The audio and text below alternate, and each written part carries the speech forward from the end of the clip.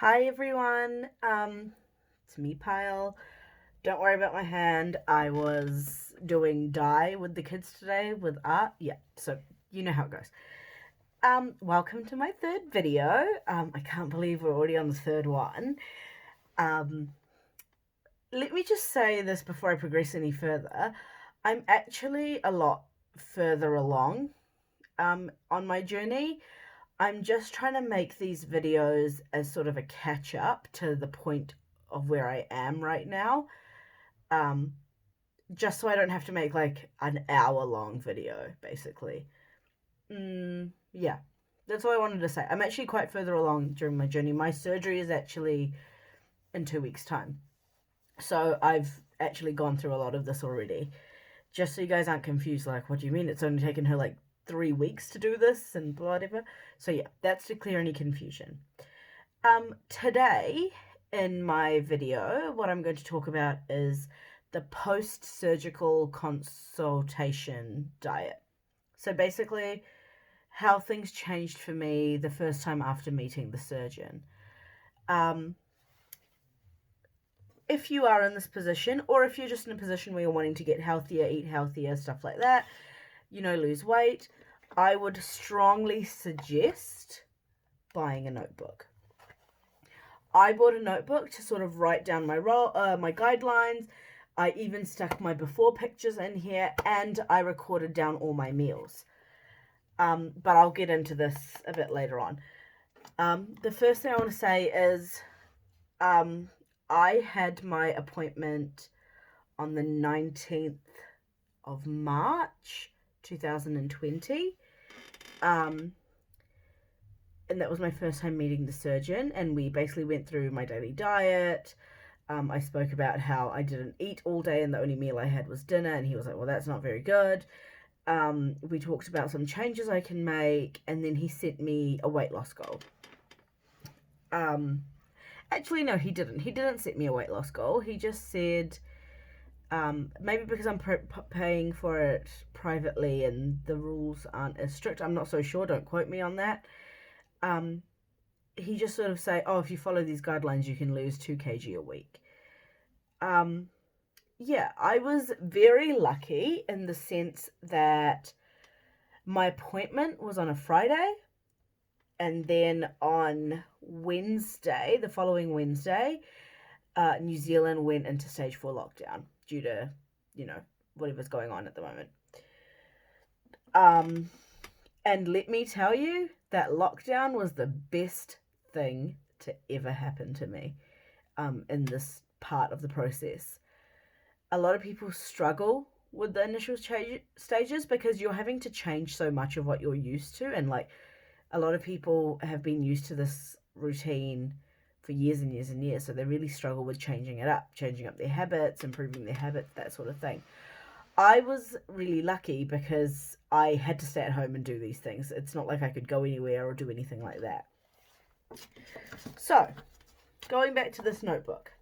First thing I did, my surgeon asked me to do, is take a photo so I can look back onto it a year later.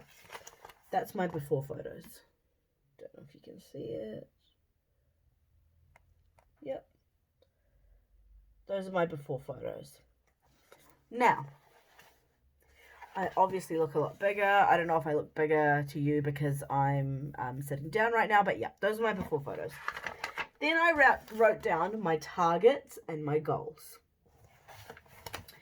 Now, my targets and goals were as follows. Exercise 40 minutes per day. That's because your liver needs 40 minutes of strenuous exercise to burn up its energy stores. And before surgery, what they want you to do is reduce the size of your liver so that it's a safer surgery. It reduces complications, and it's safer in the sense of because your stomach sits right behind your liver, so they need space to get to your stomach. Number 2, eat 3 meals a day, which I wasn't. I was only eating 1, so that was a big thing for me. Number 3, drink 2 glasses of water about this big quickly before every meal. The surgeon was just like, go boom, boom, just like that. Number 4, smaller plate. The bigger your plate is, the more you want to fill up because it doesn't look full enough already.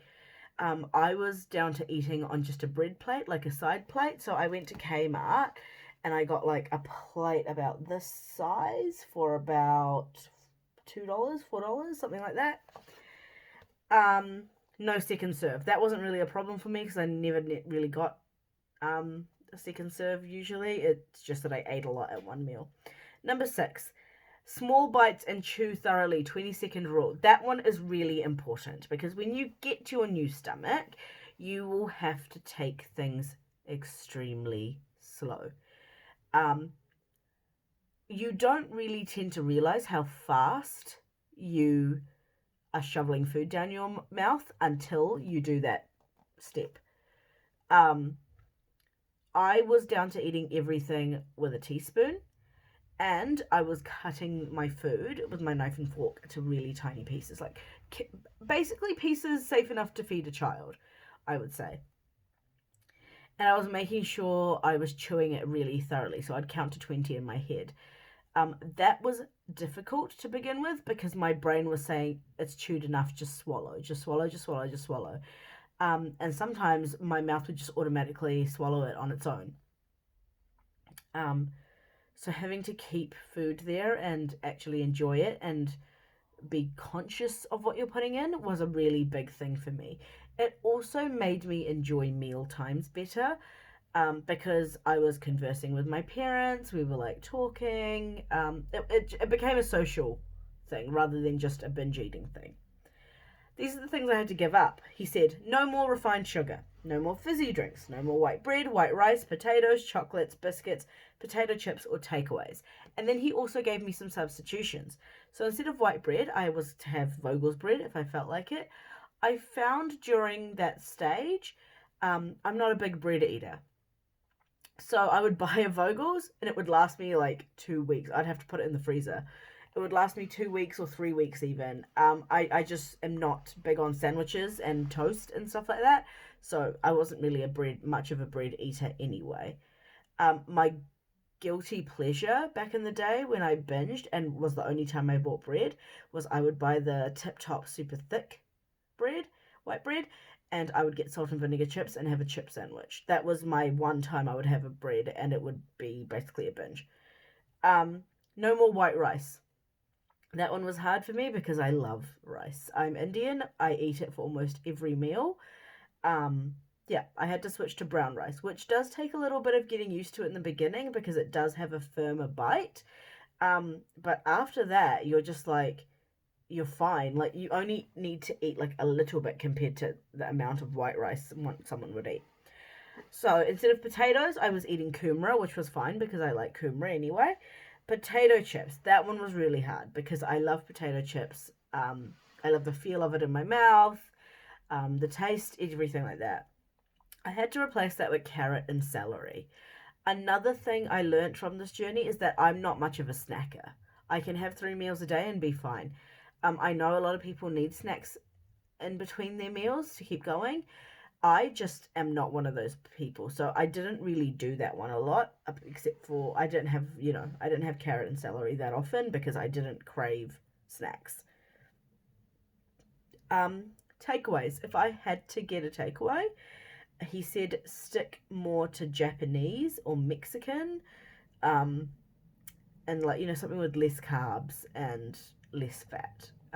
So Asian takeaways were good. I wouldn't go out and get like sweet and sour pork or stuff, anything like that.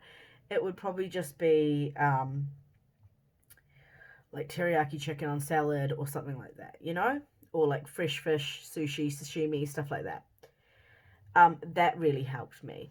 Now, I used to be a chef before becoming a teacher. I trained as a chef, graduated, everything, had my qualification, all that, and then decided I wanted to be a teacher. So I know how to cook. It's not like I don't know how to cook. But due to my depression and other factors and going back to uni and all of that, I had lost all passion for cooking. I did not enjoy cooking. I did not want to cook. Oh, sorry. Oh, sorry. I'm really tired today. I didn't want to cook. I basically just wanted to come home and veg out because I was so tired from the day. I also had trouble sleeping, so I would just be like knackered by the time I came home. But I enjoyed cooking again. I really enjoy Korean food, so most of the food I was eating were Korean recipes, minus the rice. If it did have rice, I substituted it for um, brown rice, or at the Korean supermarket they sell multi-grain rice, which was good as well. Um, so I'm just going to go through my diary and see some of the stuff that I was eating at the beginning, just so you guys can get some ideas of what you can eat as well. So I was eating. So for breakfast, I would be having like one wheat bix and milk. He did say that was important. Have one wheat bix and milk because I wasn't a breakfast person. So just to ease myself into it, I was having a lot of like tuna mixed with like red onion, lemon juice, and chili. I was having that on toast. Um, I made a loaded pork fajita bowl one day, and I had made that with brown rice. So that had like grilled vegetables and grilled pork. I had scrambled eggs on toast. Um, I did a lot of like stuff in the oven. I did a chicken curry with brown rice one day. I made overnight oats for breakfast. I had a chicken salad. I had stir fries. I had onigiri, like like little rice balls with brown rice. I actually ended up making a keto pizza one day. I had like a salmon pizza with a coconut flour base. That one was quite good. Um, and another thing, I also wrote down my exercise in purple. So I did my meals and my exercise for the day. Now, I want to talk about cravings because I had cravings. And it wasn't enough that we had lockdown and we couldn't go get anything. The countdown, literally 2 minutes away from my house, sells fried chicken and chips. It was very easy for me to go there and get it. But I didn't, because I noticed with these new routines and habits, when you get into a routine and they start cementing themselves, you start to feel good about the changes, and you start to feel really good about the progress you're seeing. I think in my first week of this diet I lost 4 kgs, which was huge because I was only supposed to be losing 2 kgs a week. But I ended up losing 4 because I was doing it's not like I was going extreme or anything. It's probably just water weight, stuff like that as well. But I saw that number and I was like, oh my god, this is amazing. I have to keep going at this. I love the Pack and Save donuts that are near my house, and they are a new item. Like, they just come out when I had started this diet, and I was able to say no. This is coming from someone who had a really weak um, willpower, not self, willpower. Um, I always used to come up with these ideas that, I'm going to say no and blah, blah, and I'm going to be strong. And then when it was put in front of me and I was faced with it, I would make a million and one excuses in my head to why I can have it. Like, oh, it's just a treat. Oh, it's just a one-off. Or, oh, I'll be good on the weekend. Or, I'll work out extra hard. Or this, that, and the other thing. I had matured enough that I knew that that was a pattern for me. So I was just like, no, if I get it once, I'm going to be getting it all the time. And I was able to walk past it and get my fruit and veg when I was at the grocery store. I also fell in love with apples. I love apples. So I have one small apple a day. And like that's sort of like my treat. That's another thing. After this diet, fruits started tasting a lot sweeter to me. People are always like, oh, fruits are like nature's candy or whatever. They actually are. I could not fathom how sweet this apple was tasting to me after this diet. So yeah, what I'd just like to say is, if you're on this journey currently and you're finding the diet in the early stages difficult and you're having cravings, it's okay to have cravings. Everyone has cravings. But just know that your mind is a lot stronger than you think it is. It will convince you that you need it and that you can't live without it. You can. Um, be strong. I know it's hard, and I know people probably keep telling you that, but honestly, be strong. The minute you walk out those supermarket doors, you will feel so relieved. Because, firstly, the pressure of buying it, like feeling like, oh, I really want it, I have to buy it, and then having to do that double guessing of, oh, I know it's not good for me, but I just want to get it because I want it, you won't have that guilt. The minute you walk out that store, you will feel so much better about yourself because you won't have that guilt. And imagine that guilt like doubling, tripling, whatever, when you actually eat that food that you know is not going to be the best for you. Um, Something that kept me on track a lot was that I had to go see my surgeon for another weigh in. And I knew he had said 2 kgs per week. He hadn't said that that was a definite, he said it was a possibility. I kept that number in my mind and I calculated how many kgs I would have had to lose by the time I met him again. And I was like, if I'm anything over that, then it won't, then I'll get declined for surgery. I'm saying you don't have to think that way, but that's the way I kept on track because I was held accountable for my weight and my weight loss. The diary, another thing, it holds you accountable for the food you're eating because there's a record. I had it in my mind that when I saw my surgeon again, I would show him this, and it would be 100% honest. Like there's a part in here, and I think like my parents. Oh, it was Mother's Day, and we'd had KFC, and I had written down leftover KFC, which was a slip up on my part. But the thing to remember is, if you have a slip up, that's okay. Don't let one mistake turn into a whole day or a whole week of bad eating. We're all human. We do make mistakes, but don't have the mindset of, oh, okay, well, I've ruined my diet. I might as well like have a crappy week, and just eat crappy food the whole week. Don't think like that ever. Have a slip up, it's fine. It's happened, it's done, move on and improve. Don't make it something that happens too often or something that drags out. That's a good way of thinking about it. If you are struggling and you need help and you just need encouragement or someone to talk to, you can always reach out to me and I will always try my best to get back to you and give you some encouragement. I had a lot of encouragement from my family and friends. I know that's not the case for everyone, so I'm just trying to do my best so I can help others out there. And also to give others an insight on how this journey is. A lot of people will say, oh, getting a gastric sleeve done is like the easy way out to lose weight.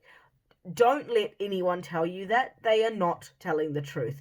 That is a blatant misconception and lie. Getting a gastric sleeve done is bloody hard work. I'm not just saying that because I just want to. It is so much hard work, so much dedication and willpower and strength goes into this process. Unless you have been through it yourself or seen someone go through it, you have no idea how hard it is. So if you're going through it, trust me, I know how difficult it is. Don't let someone else tell you that it is not difficult, because it is. It's really hard. I've had people that I work with tell me that they will not, people who are a healthy weight, tell me that they would not be able to do what I am doing right now. And they see how hard I'm working and they recognize it, which makes me feel really good as well. So yeah, on that note, good luck, keep trying. I believe in you, and you're strong and powerful. I hope this video helps. Looking forward to talking to you in the next one. Bye bye.